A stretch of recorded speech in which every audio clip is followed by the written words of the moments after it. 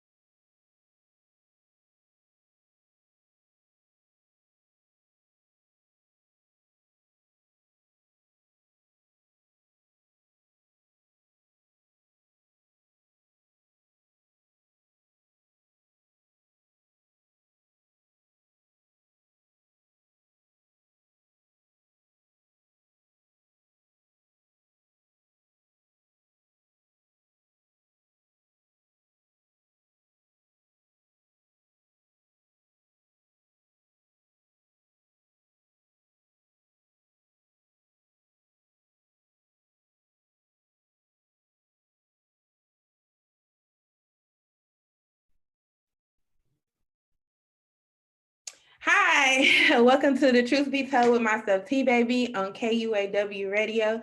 That's knowledge, understanding, and wisdom. If you have a business or an event that you would like sponsor here on KUAW, make sure to send us an email at kuaw985@gmail.com. Um, oh, I'm sorry, I got my volume up here. Yes, we are available 24/7 on the World Wide Web. That's www.kuaw.org. Um, and we're available 24/7 on all social media outlets. So Twitter, YouTube, Instagram, KUAW across the board. Make sure you like and subscribe to our YouTube channel. And if you're watching me live on Facebook, hey, and if you're listening to me over there and you would like to watch me live on Facebook, make sure to hop over to our Facebook page, KUAW, and just make sure to like and share with all your family and friends so that they may enjoy the great content that we have here on KUAW Radio. Okay. Hi guys. I know it's been a while since I've actually been live, it seems. Um, I'm just adjusting it. So one thing that I want to talk about that has been an ongoing thing, and I really have a lot of mixed feelings regarding it, but that is the Derek Charvis, I believe is how you say his last name, trial. That's the Minneapolis police officer that knelt on George Floyd's neck for 8 minutes and some change, and it resulted in death of George Floyd. He is, we all know this probably happened with like a year or two ago, maybe a year and a half, maybe, when it actually occurred. He is currently on trial right now. You can watch it. It's on CNN and everything. I haven't really been watching it just because of the energy that is acquired, like just going like reenacting these tragic events, these events that cause trauma in our lives and in our community and our nation, So I personally haven't been watching the entire trial, but I have been seeing snippets of testimonies and things like that. And I feel very hopeful that in this situation justice will be rendered. And the reason that I feel very hopeful of that is because just seeing the testimonies like from the police chief, other police officers, saying this was not part of the training. The police chief, he stated that it was totally out of line. He felt that it went against police policies. And they're saying all these things on the stand, and so I know a lot of people, they want to, it's crazy because we get into these situations, and I say we as in our people, we get into these situations and they like to make us the bad guy. Like they want to, like it's, and I don't know if it's necessarily like you deserve to die or the world is a better place without you type of mentality, or what, I really just don't know what it is, because these things have nothing to do with, no matter whether someone did drugs, whether they have previous records or anything like that. Like that doesn't take into effect that someone took your life. You know what I'm saying? That his children are missing their father, their brothers, their family members are missing their family member. Like none of that matters. Like what you did in, because what we're on trial for, or what you're on trial for, is what your actions caused and what you did in that moment. So yes, I'm very, very hopeful that the jury, finds it. But the fact that it's even going to trial, you know what I'm saying? And that's not good enough because justice needs to be served. However, the fact that we are actually getting to see someone looking, I guess, in a sense that they're going to be held accountable, for their actions, when in so many cases we don't see anything, All we hear is no indictment. You know what I'm saying? There's no trials. We don't know. No one gets to, say what they saw or how they felt or how it affected them for people to even be able to, relate.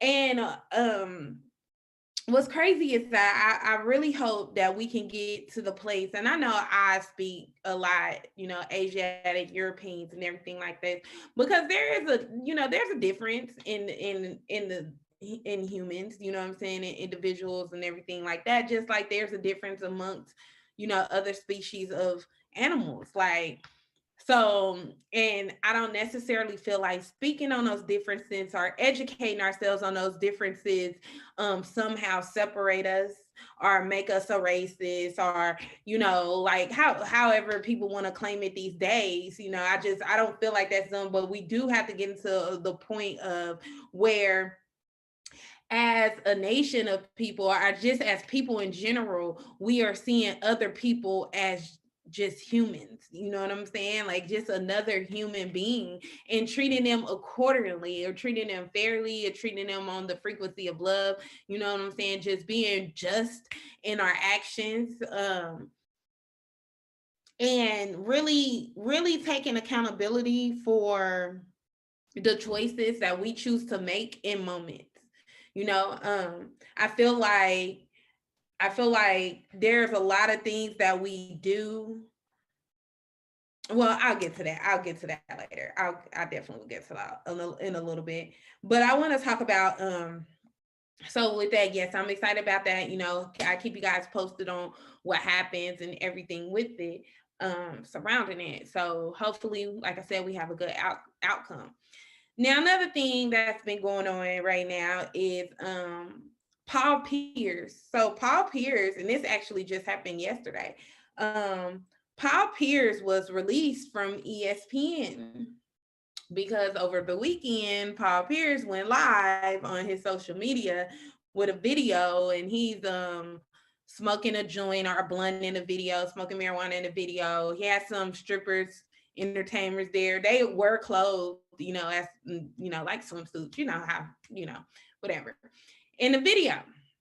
Now, the fact that he posted this video, you know, see here's the thing. I don't feel like your job should have the ability to discipline you, or in this case fire you for something that you are doing on your personal time. Like, is he wasn't doing anything illegal, you know what I'm saying? And he lives in California.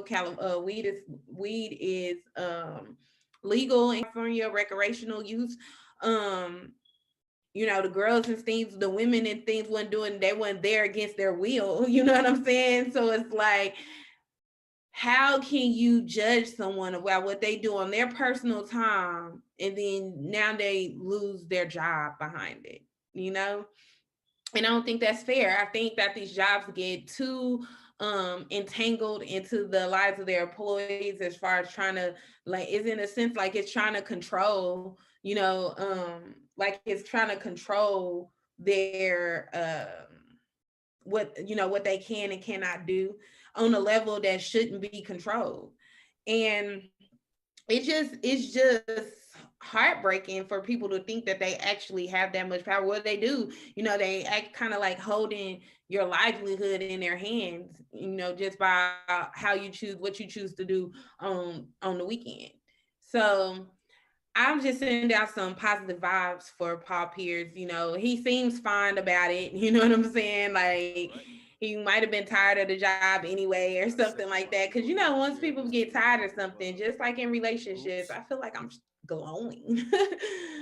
But just like in relationships, like people get tired of things, they tend to start doing things kind of like acting out in a sense, where they trying to do things like, okay, I ain't gonna quit, but I'm gonna get fired. You know what I'm saying? Or I'm gonna do some things that I know they might fire me for. Just like in a relationship, start arguments for no reason, and you know what I'm saying, just in the hopes that they'll break up with you, or you know what I'm saying, something like that. So people tend to be comfortable of when to doing those things, to doing things like that as well. However, yeah, back to the thing at hand. And I feel like you guys probably heard me say in similar situations, just like when the thing that was going on with Kareem Hunt, like I didn't feel like in all football players, you know what I'm saying? Like that their personal lives should be put on the chopping block as far as their jobs. I don't think that a job should have that type of ability over you. Granted, you don't want certain people, or you don't want certain things to become a representation of your company. So I guess I get protecting your brand. Um, so yeah, I mean, I guess it's like it's such an indifference, like you know what I'm saying. There's such an imbalance because you don't want to have it. You want to be free to live your life the way you want to live. That's why social media. Ooh, we gotta be. We have to actually really think about what we do, like the things that we put on social media, the things that we say on social media. Like, yes, we all have the right freedom of speech, the things to be able to do the things that we want to do. But when you are working for certain companies, or when you are in certain perception in certain professions, you do have to kind of monitor how you put yourself out there. Like, as far as like, even as a teacher, like, you don't want your children's parents, coming across your Facebook page or, your Snapchat page. Cause that actually happened to me when I was a preschool teacher, before. It's like, that actually happened to me. Like, a parent had seen me on one of my cousin's Snapchat, just having a good old time. You know what I'm saying? And it's like, I see you. But social media, man, it's the time that we in, because everybody puts everything on social media these days. Me personally, I feel like it takes away from living in the moment, because we be so concerned about recording what it is that we're doing. But then at the same time, you love to be able to look back and have this type of memories. You love to be able to, like, I love Facebook memories, like just to see things, pick up or whatever, and or what I was doing, years ago or something like that. But see, sometimes people don't like to be reminded of their past, or things like that, or they don't want to see certain things. And so maybe not everyone, loves them, or maybe that's not why they do it. I'm not really sure. But I just do know that we just live in a very technical age right now. So it's like a lot of things are on social medias. And then you get intoxicated. You might not even realize what you're putting on social media if you're one of those type of people. Um, and so, yeah, it's just we have to make better choices and better decisions within ourselves within those moments. Not saying that he did anything wrong, because as long as you can accept the consequences of what it is, whatever it is that you're doing, like, then that's fine. Personally, I definitely feel like that, because I definitely am a type of person, as long as I'm not going to me, it's like lying, right? Because lying is one of those things that I feel like is a choice. In the moment, you have the choice to tell the truth or to tell a lie. And when you're most of the time, people lie out of fear. They either fear the consequences of their actions, or fear how what they You ready say to or what home they of the do is all going to new make Jamal Bake how it's going to Show? And make I'm someone Jamal else Bakes, and feel, thank you so or very much. it's basically out of fear. And I learned this at a real young age. Like, my dad used to tell me, you don't do nothing that you can't tell nobody about, or that you're not going to want to tell nobody about, if they come asking. So the fact that you would want to lie on it, like, you have to be able to stand on what it is that you do and what you say. So at the end of the day, if you're fine with um undergoing the consequences of what it is, the content that you put out, then that's fine. Then do whatever you want to do. You know what I'm saying? I don't think Paul Pierce is really hurting for money. Like, you know what I'm saying? I don't know how bad losing the job at ESPN is really gonna affect him. However, for some people that may not be in that situation, that's just like in normal, professions and things like that, like, we get held to the same standard. Like, people judge you off of what they see on your social media, what you're doing. A lot of people, I say all the time, a lot of people gonna understand that social media is entertainment. And it should be looked at and viewed as such. Now, the live's a little bit different when you got strippers and there all that kind of stuff, all around you. You can't really be like, no, you were really doing this, and then you put it out for the world to see. So again, I don't really agree with jobs just being all in your, like basically in your business to where they can, affect your livelihood from how you live your life or how you choose to entertain yourself. At the same time, we being in such a technical age and being in such a social media frenzy, stage of life, that's just what the world is in right now. So it's like you do have to be more, um what's the word I'm looking for? Just be more aware, more conscious, I guess, be more aware of what it is that you're actually putting out for the world to see, knowing that you could have repercussions from the things that you are putting out there.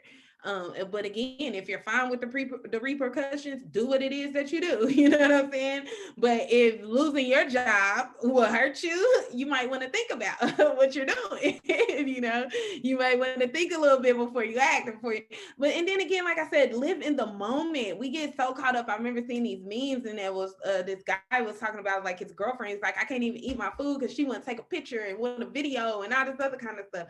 Like, live in the moment. Everything is not meant to be captured. Like, our minds can hold more memories than any of these things. Like, than any of these phones or devices, or things that we may have. And so we do have to definitely learn how to just like enjoy the moment. And I think I had did this quote on here, and I think I told you guys it was a Buddha quote, but it's really not. It was Lorenzo Lasso Tide, TAU, something like that, Tide too, but it's something like that. But when he was just thinking about, if you're living in the past, then you're depressed. You know what I'm saying? If you're living in the future, then you're anxious. But if you're at peace, then you're most likely living in the present moment. You know what I'm saying? So we can't do anything about the things that happened yesterday. We can't really we do have control over the things that's going to happen tomorrow, but it's all based off what we do in the present moment today. It's going to affect tomorrow, but there's no need to be anxious about it if you're comfortable in the things that you're doing today. So, or and just being present and being in the present moment of what it is that you're, I'm saying, you're living in today. And so it brings me into this conversation. I was having a discussion on Facebook about creative faith. And you guys know I'm a Moorish American, so creative faith is one of the things that's real big in Islam. And so when it talks about creative faith, what people ask, well, what is creative faith? And that's kind of what we were discussing, because in the Quran it says, creative faith gave to spirit man a soul that he may function on a plane of soul. He gave to the soul a body of flesh that he may function on the plane of things may manifest, right?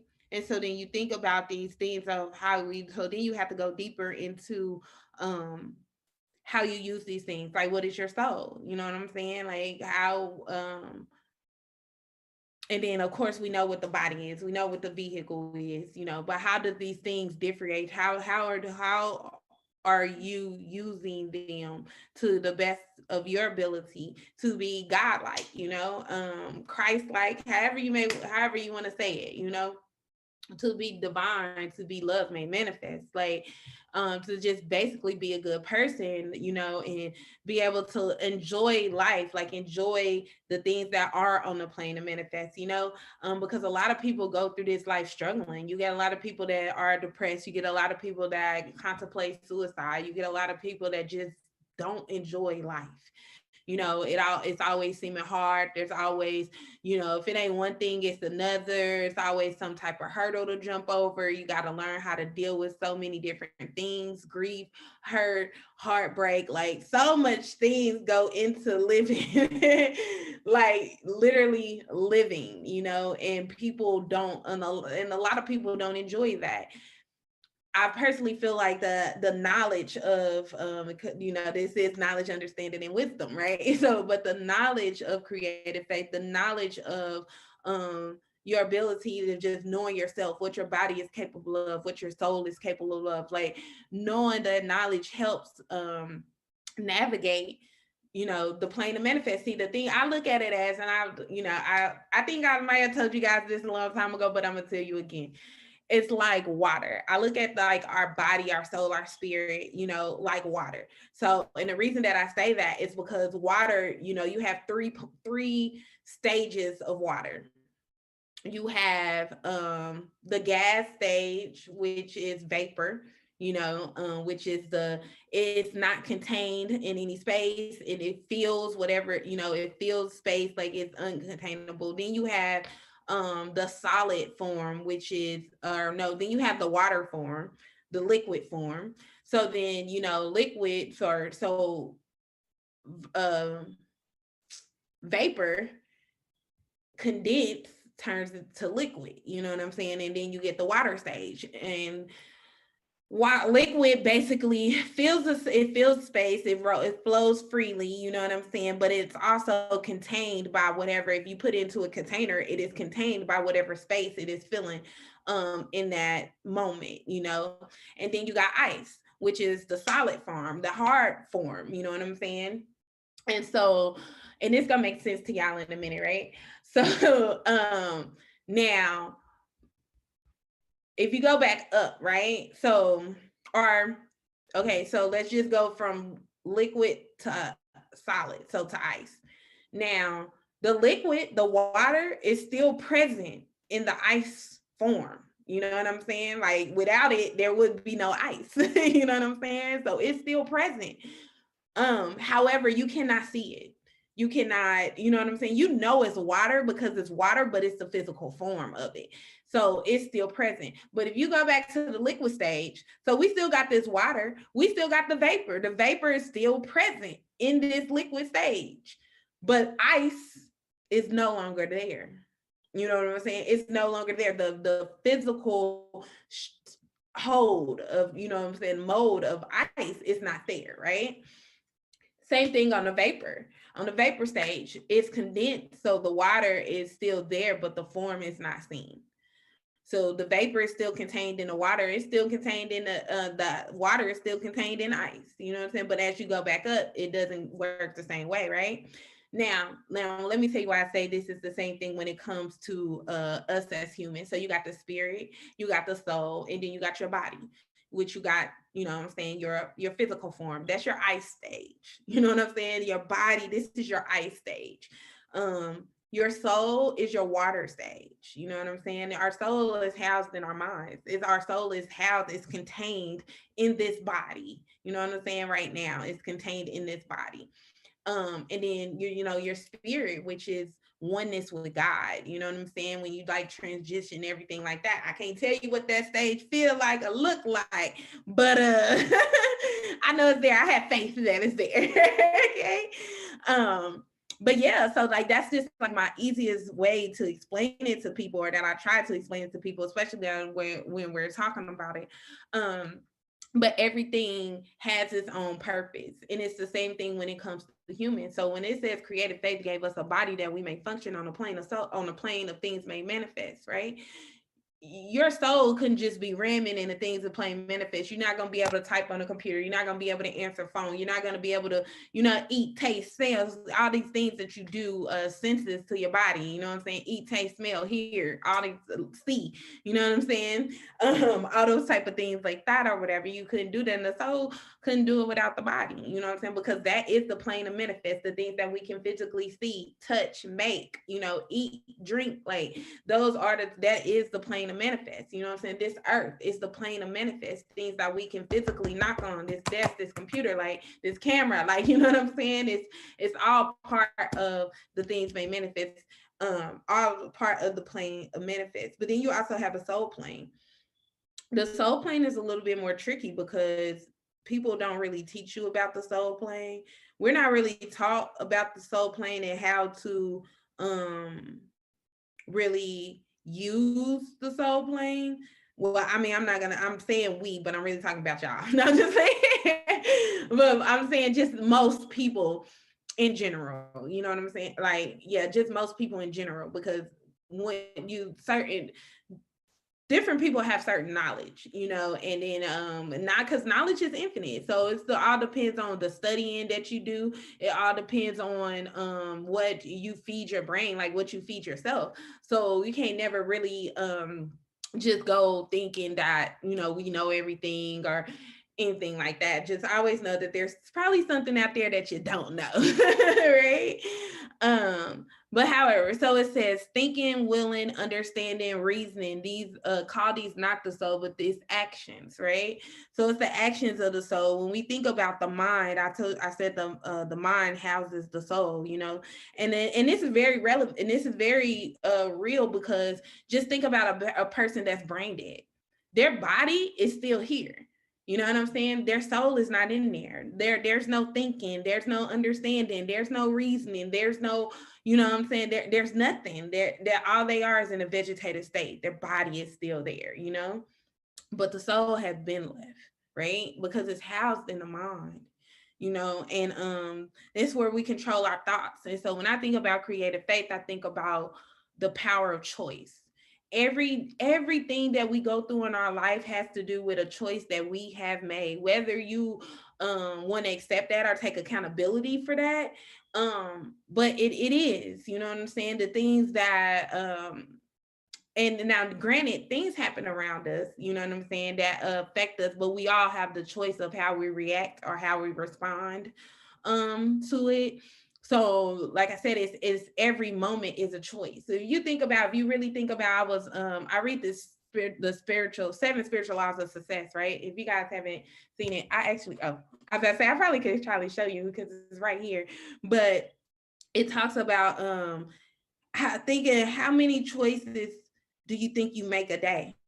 How often are you aware of the choices that you're making?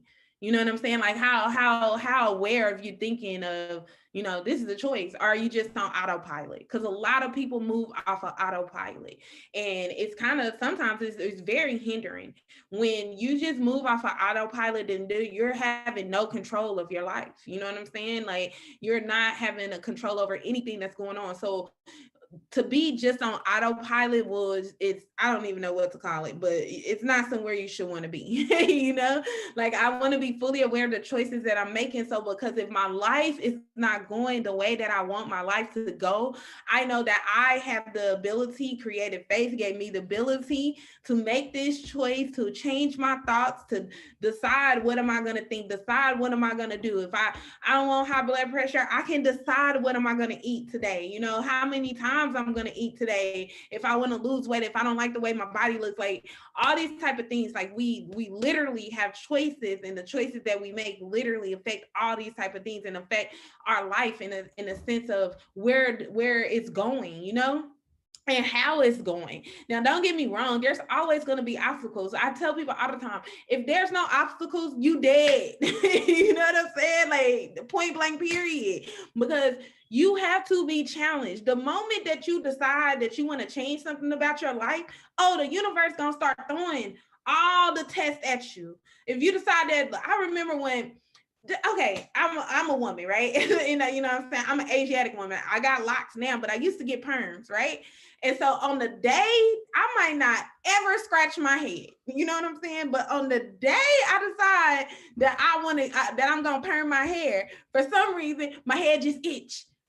But I have a choice at that moment if I'm gonna make it. That's because the universe know you about to get a perm. So it's gonna say, are you gonna scratch or are you not gonna scratch? You know what I'm saying? So it's to say, I want to stop getting an attitude, or I want to stop getting upset. You know what I'm saying? I don't want to be that person anymore. You know what's gonna happen? You're gonna get people coming at you that are going to be doing things that would normally make you upset, that would normally give you an attitude, to just see what choice are you going to make in that time. Are you going to hold fast to your will, to your discipline, to what you said that it is that you want to do, or are you going to fall on this hurdle? You know what I'm saying? Are you going to trip over this obstacle? Like, are you going to fall in the hole? Or are you going to jump over it? But they're still always going to be there because you can't control other people.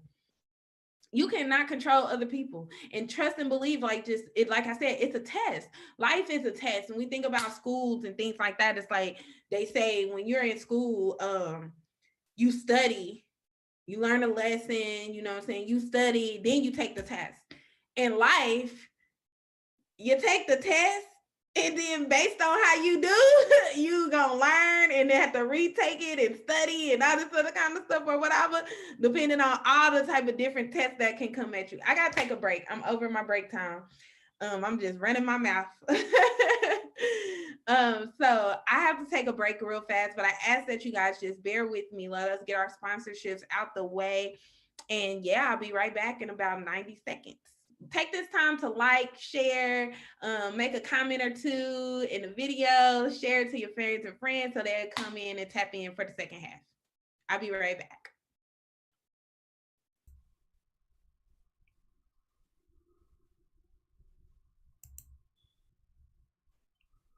Mr. Walker? Wait a minute. Let me set this thing up.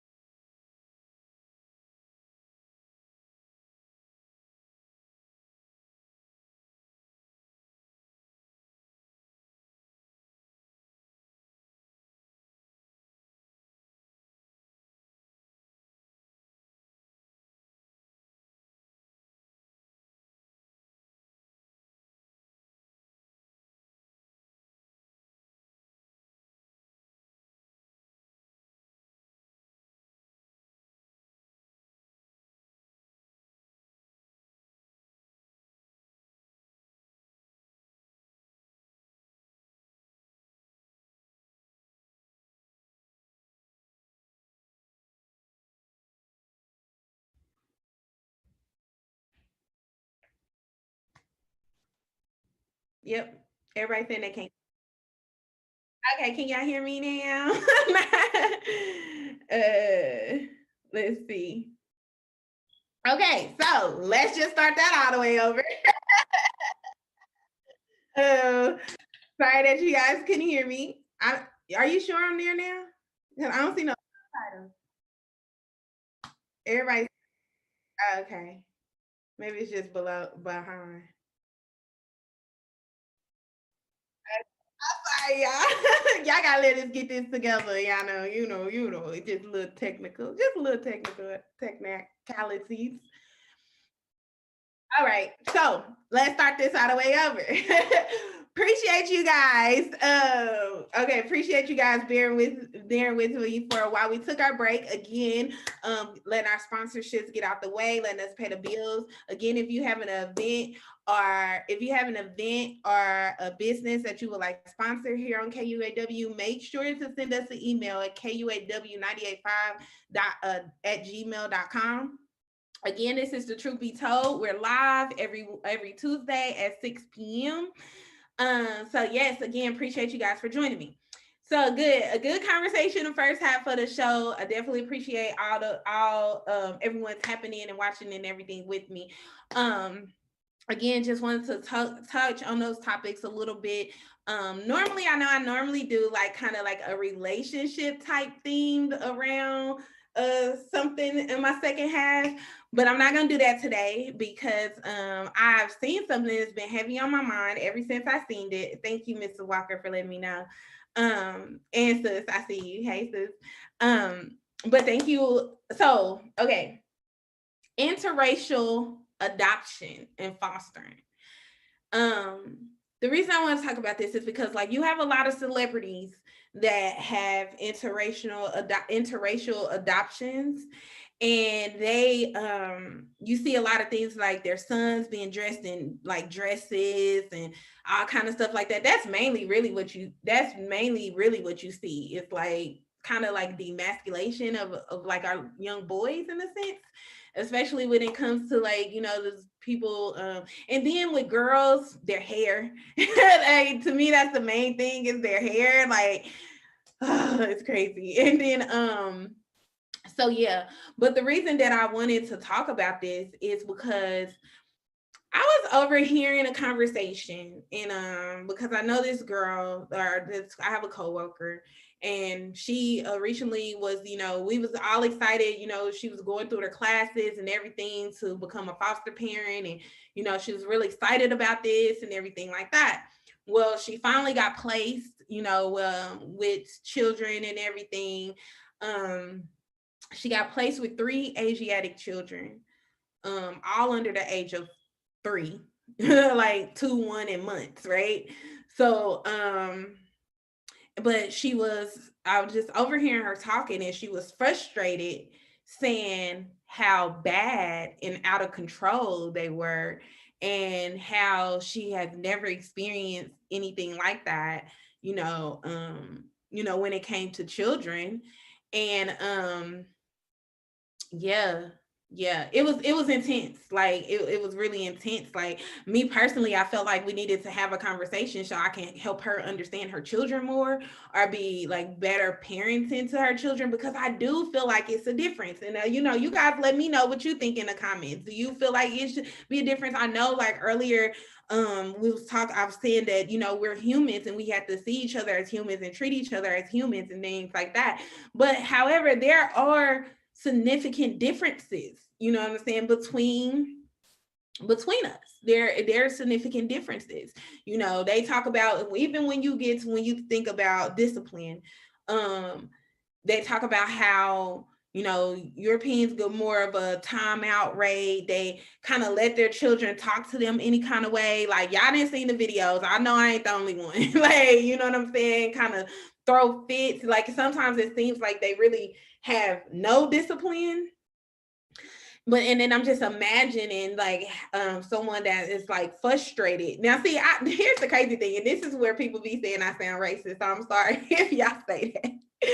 But here's the one thing I can say. This is one thing I can say. We can handle their children.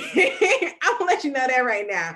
I don't feel like it would be a problem, like, you know what I'm saying, with us on the, but when it's vice versa, I feel like there's a struggle. You know what I'm saying? Like there's just a struggle. There's a struggle in communication, there's a struggle in discipline, there's a struggle in grooming. Um right. And that's another thing. It's like even dealing with the mental capacity. You know what I'm saying? Just how we process things, how we understand things, how we get through things, you know? It's just it's a lot, you know what I'm saying? And I just feel like um I feel like there are some differences, you know. But it's hard, you know, it's hard. And it's you even think about and see, I'm not even so much more so even with like homosexual, you know, a lot of people say that homosexuals shouldn't adopt children, right? And I'm not even in a sense of all the way like just against that, you know what I'm saying? Because I don't think that because someone has like gay parents or homosexual parents that they're going to be a homosexual. Like I feel like they just have a broader spectrum of what, you know, life and love is, you know. I don't necessarily feel like that it's gonna make them that way. I don't feel like that they will harm children, because if you have a love for children, you have a love for children, you know. So I don't necessarily feel any kind of danger or nothing like when it comes to that. You know, that's one thing that you hear a lot. I do feel like it should be resources. There should be a lot of resources for interracial like adoption and fostering, just to help like cope with, because see, to me it was like the things that she was describing to me just sound like normal children. You know what I'm saying? Like it sound like normal children, right? I mean, and I was a preschool teacher, so I've been around, you know, multiple races of children, and you know, certain ages, you know. um but just those things that she was saying, like I was just yelling, like just how she was describing talking to him and trying to resolve her issues that she was having with them, and just I could just hear the frustration in her voice. Like when she, you know what I'm saying? Like I could just hear the frustration. It was to the point where she's like, I just didn't know what to do. Like I wanted to tear my hair out. Like, you know what I'm saying? I just didn't know what to do. And that's why I feel like there should be, you know, resources for these type of things to make sure that the child is still developing in a way that's going to be beneficial to who they are. And um and I don't think that it's crazy to say this, but I mean, we see it all the time, you know what I'm saying? Even as adults, even in workplaces, I don't really feel like the understanding of who we are and, you know, Europeans is very like understood in a sense. And I hope I'm choosing my words right. Like I hope I'm saying the right words to trying to get across like what I'm saying, because I don't want to come off a certain type of way. Like I don't want to come off racist or anything like that, because I definitely don't feel like that, you know, in my heart. Like to me, racism requires hate. And there's no hate, you know what I'm saying? But we have to be able to respect and talk about the differences. Um, when you are raising children, you can't be lazy. You have to have energy, plenty of energy. Definitely, I feel like plenty of energy and plenty of patience. I definitely, and I feel like you gotta have, like, with patience comes also just like understanding. And like, because I feel like if a child is acting out, you know, you should be able to talk. If you feel like they're acting out, most of the time children act out because of like attention. They feel like they're lacking attention in some area, or you know what I'm saying, something like that. But other than that, but see, you do have real issues like autism. You have real issues like ADHD, which are showing up more, showing up more in our children, which I feel is because of vaccinations. But that's for another show. You know what I'm saying? Like that's another show. We're not going to talk about that. But there are a lot of things. And then you think about, like I said, they're in foster care. So you don't know if their parents had a drug addiction or anything like that when they were born, or you know what I'm saying, those type of things take into consideration of behavior and how they process things. And